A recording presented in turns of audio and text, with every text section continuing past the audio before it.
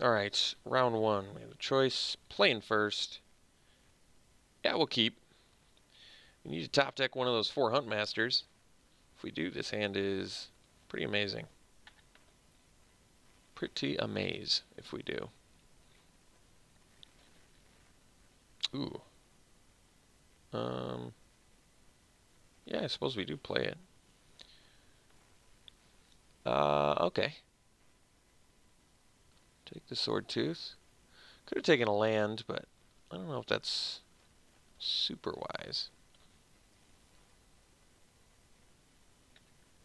Guess them knowing a Sword Tooth is coming is not the best for us, but that's okay. Freebooter, which will get our pounce.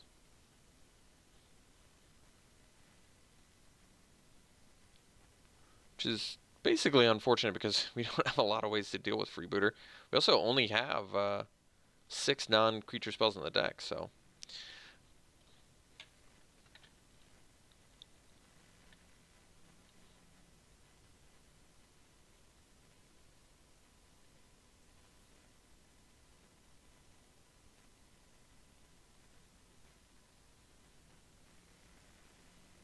Well, at least they don't have a 3-drop.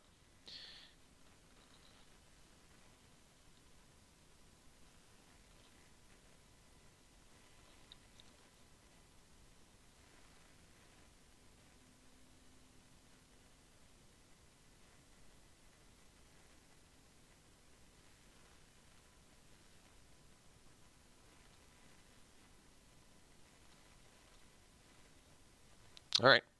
Well, we'll have to see if this snapping sailback pays some dividends. I guess it won't because they saw our hand, but that's okay.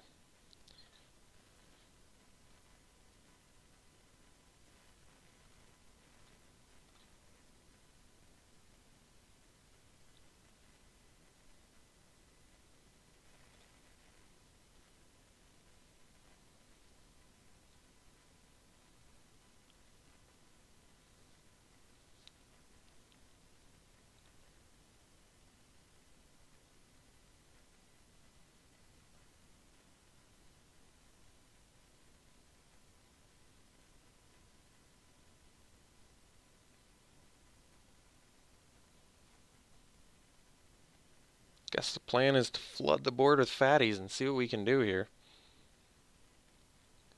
Get to that Verdant Sun's avatar and gain some life back. Even drawing an Unfriendly Fire wouldn't be the worst. Kill the freebooter, get our pounce back, kill something else.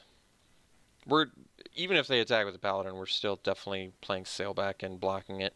If we have to trade a Sailback for a Zealot, the +2/+2 and first strike thing, it's not good, but at the same time, I don't know what to tell you. It's like, I guess what's kind of cool is we can double block here.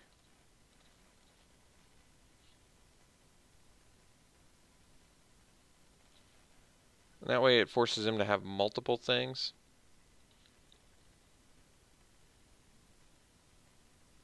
Like basically, I think they probably have the +2/+2 first strike, so that way they kill our thing and then we kill their thing. Unless they, well, yeah, I don't know. They would have to have like multiple tricks and removal spells to get us here.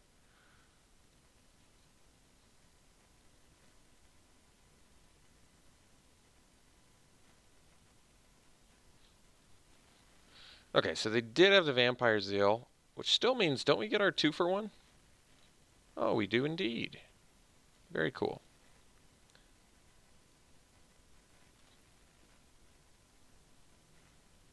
Oh, no? They have more stuff?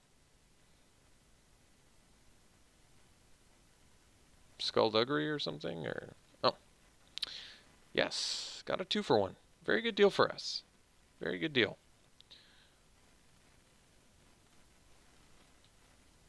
There's our Huntmaster. So I can play the Huntmaster plus the Hatchling. And that way, then we're just, yeah, I think that makes sense, actually.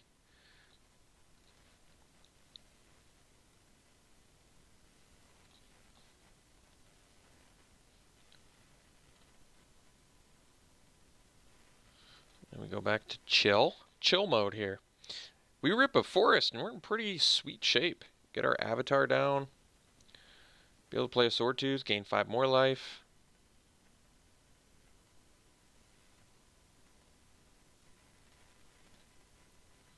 Wonder what all the things they're splashing are. It's kind of crazy.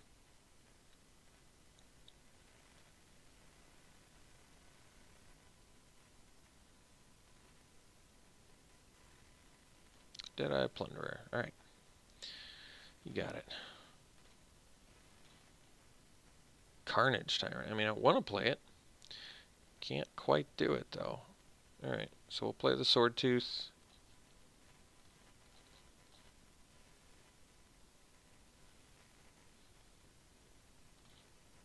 Kill some things and stuff. Give Hasty to you. And get in there. So they can trade their Scoundrel for our Horncrest. I think we'll probably just accept that. It's not a huge deal when you got 2 more fatty fats in your hand, ready to just get in there. Oh, plus, yeah, now we can just play our dudes too next turn. It's pretty sexy. Pretty sexy.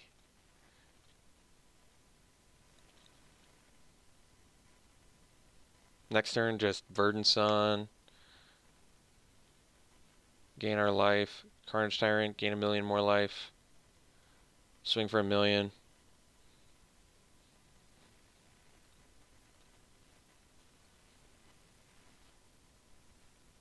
So remember, this can be a 4/4 technically, although not very scared of that.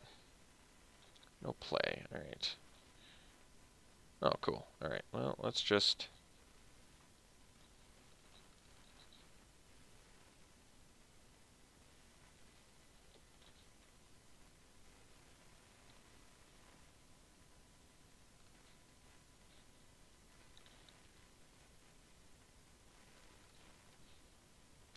So, with all that open mana, 2 spells in hand, if I attack with this dinosaur, they can block and then make a treasure. But I feel as though they probably have something. Like, they make a treasure, their guy doesn't die, but then they take 10. I think we're actually going to go for it here. My plan basically is, if their best play is to just block my 3/3 and then make a treasure and they take 10, that seems pretty good to me.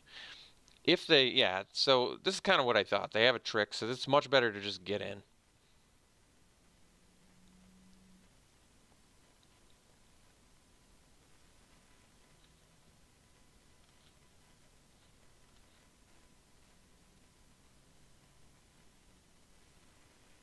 Yeah, exactly, precisely as I thought. And they take 8.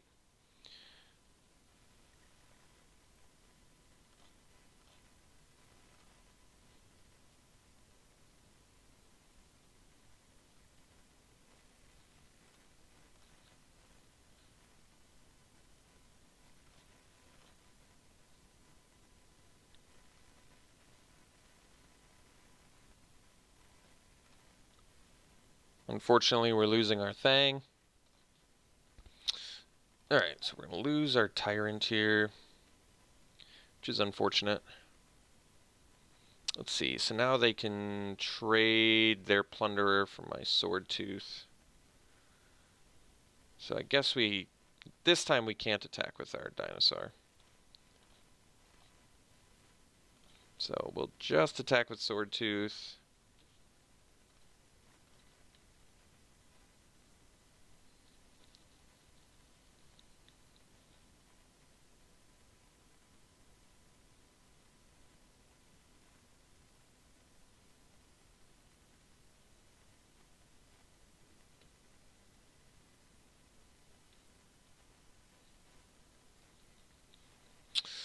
Alright, so blocking with the Tormentor. They got more goodies in there?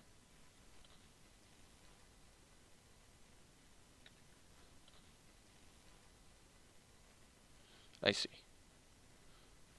They're more like, I don't want to lose my dude. Okay, fair enough.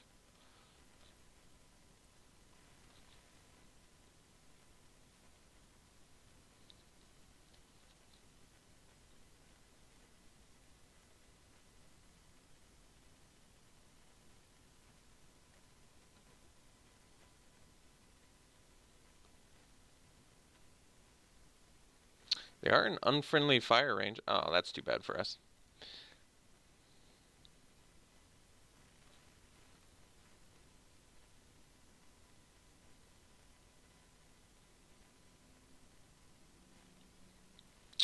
So we take a bajillion, they gain a bajillion.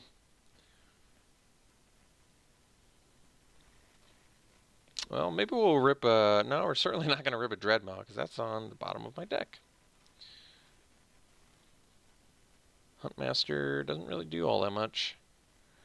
Guess we just smash, play a Huntmaster, and block a dude.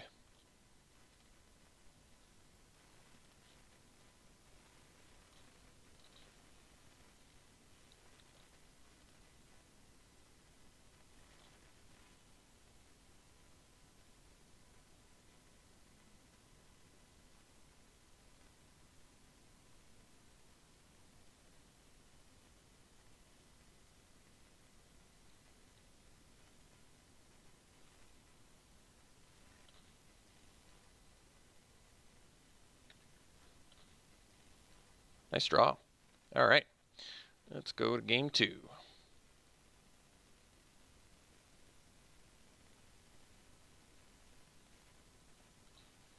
All right, so can we beat our opponent? Absolutely. In fact, I feel as though we probably should have, but we didn't. We lost. So let's figure this out. Dual shot doesn't kill much. Crushing Canopy deals with a freebooter. Doesn't seem worth it though. Although it does also deal with the Mark of the Vampire. Alright. Crushing Canopy in. What shall we cut? Didn't see a lot of things that the Archer deals with. Block's okay, but probably doesn't seem necessary.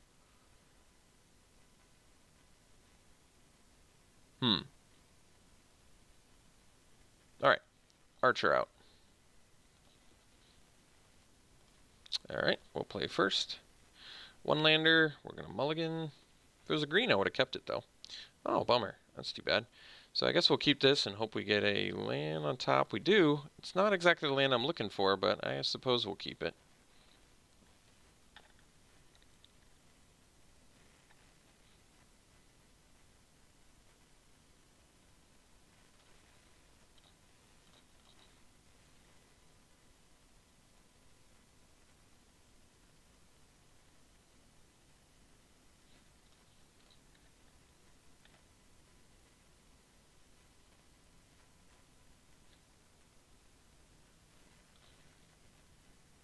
Okay, guess we'll attack for 1, and then play another Huntmaster, and then pass.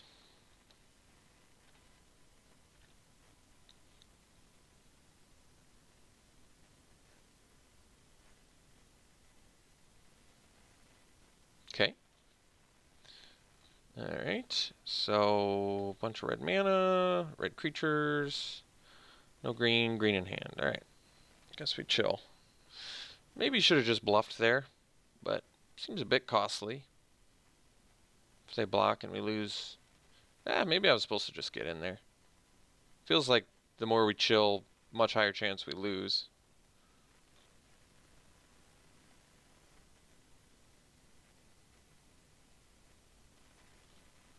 Alright, so I guess we'll dump one of our 2 Crash the Ramparts. Hopefully draw a green. We do, so now we can play the Daggertooth for 1.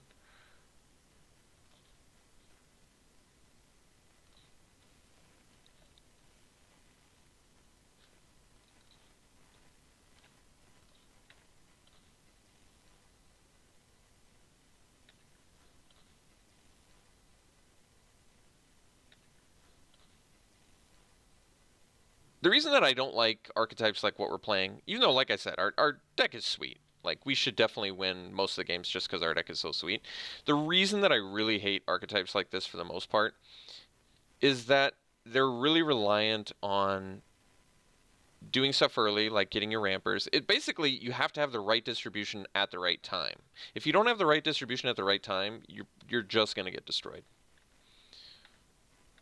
And that really is the reason that ramp decks in general, I'm always amazed that they ever succeed. Like, that doesn't really compute to me why they would ever succeed.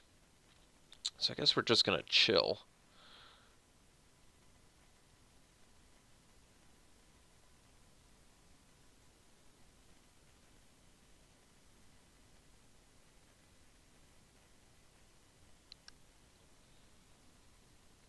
like, if you have a cheap aggro deck, it's pretty straightforward what your plan is. You need 1 or 2 lands, and then the spells in your deck. Then think about what a ramp deck is. A ramp deck is you need proper lands, proper ramp early, proper fatties middle, and then draw fatties once you've got it. Well, thankfully we're getting some good value here, so that's a good feeling. Sure glad I brought this guy in.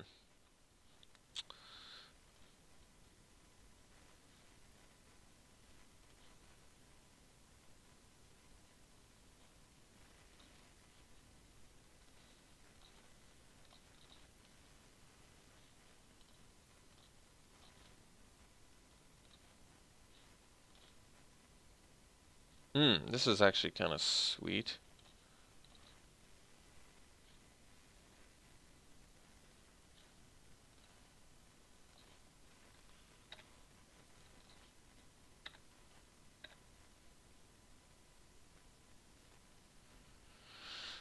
Four cards in their hand. Yeah, I guess we got to. They probably have the Zealot, but we'll go for it anyway. Oh, they didn't. Well, that was punishing.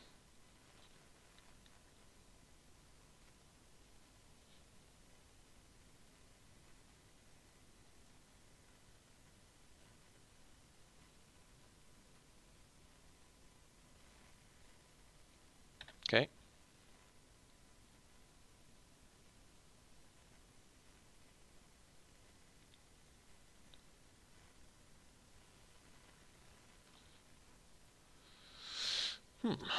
Okay.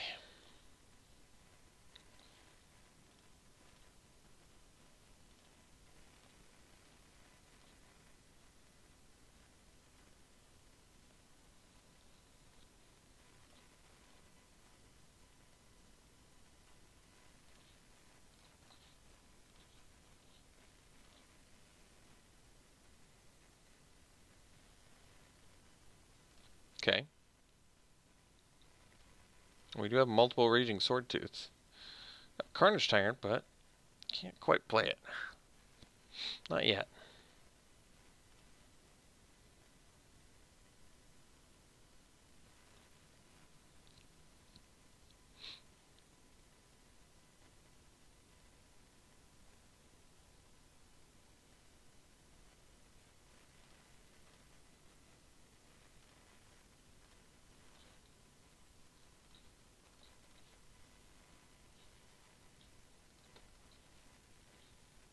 Oh, I guess that doesn't make sense, does it? Never mind. Because if I attack, they just take it, and then they get to swing back.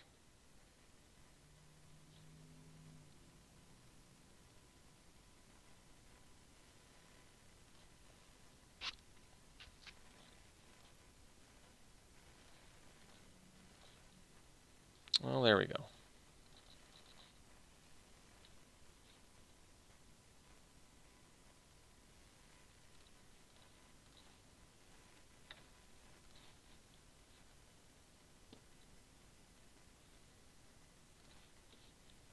Guess I'm not going to block the vampires, so might as well just get in for $1 billion here.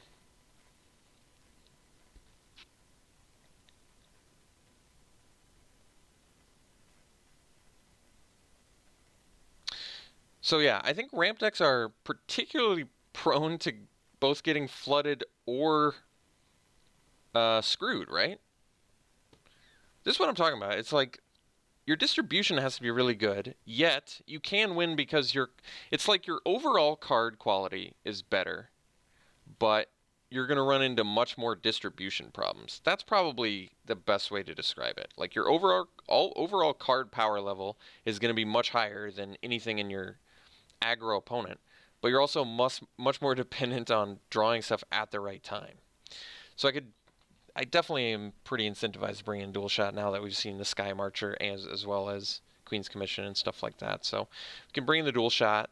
I can't really cut the communes. I may be willing to cut like a Blossom Dryad. I like the ramp, but we've got the 4 Hunt Masters and they're just better rampers anyway. Alright, we'll cut the Dryad. Atsokan Archer is looking better too, isn't it? Especially with the flyers. Alright. Archer back. and cutting.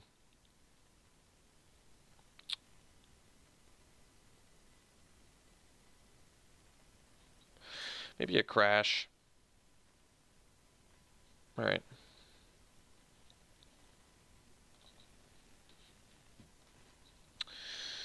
All right, well, I'm convinced we'll keep this.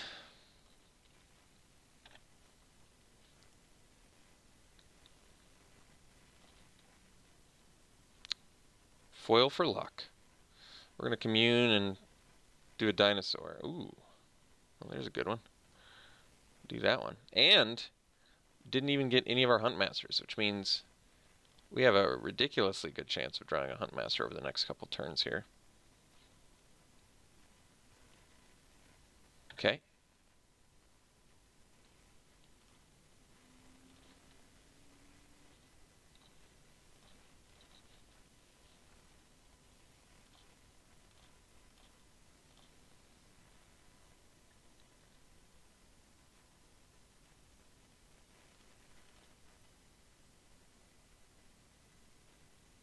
They're turning cards sideways. Certainly putting up a fight for us here. So we're going to block because 3/3 can at least trade for a Vampire Zealot next turn. Look at that Dat Curve Doe. Jeez. Alright. Wish I could play multiple Sword Tooths in one turn. That would be nice. Goody into goody into goody. Do they have the fourth goody? The Vampire Zealot?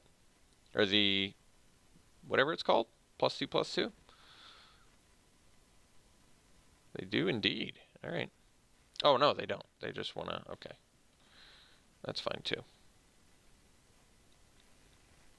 Oh, they do have it. Wow. Nice hand. 1-drop, 2-drop, 3-drop trick.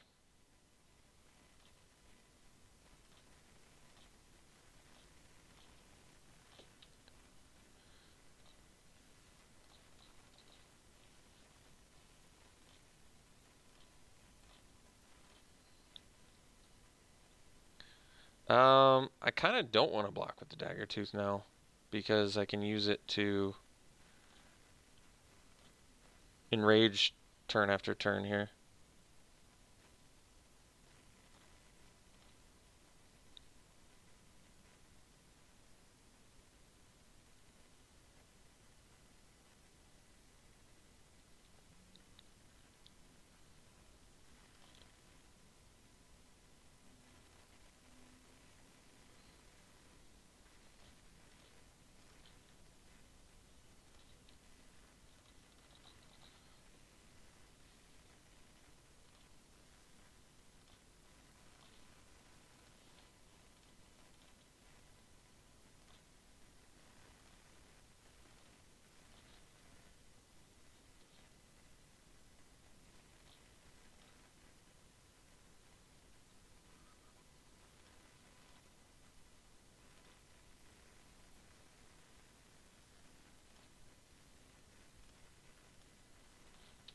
Nobody expects the second Dagger Tooth, right? Why don't we commune first? Because that's cool. Alright, Horncrest. Welcome to the party. Huntmasters, your service is not needed. Bam. Kill your dude, get some more dudes, dude out.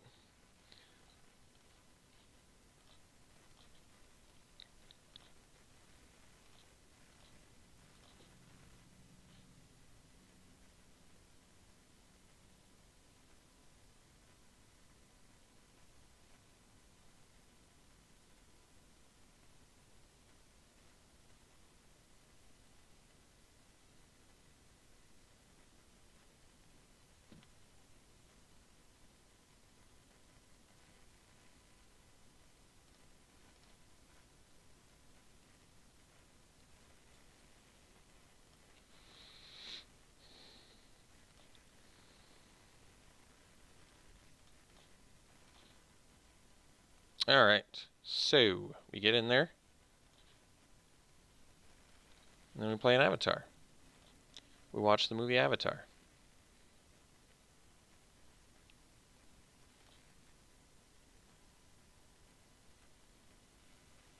All right. The Zeal was found.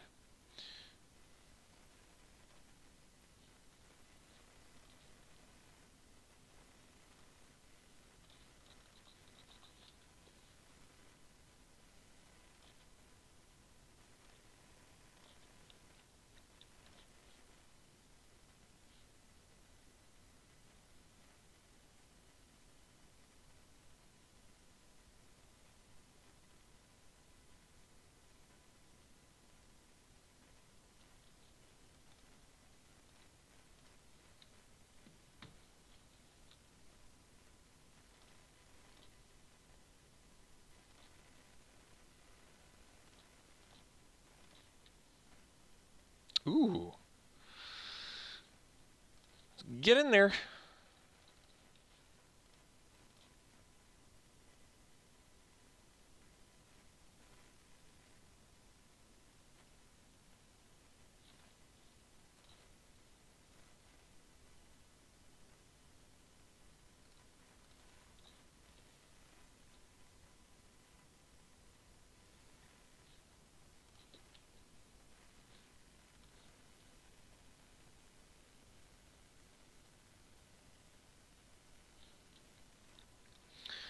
Well, there you have it, folks. Classic ramp deck beats the best turn progression that an aggro vampire deck could possibly have. All right. We'll see you in round 2.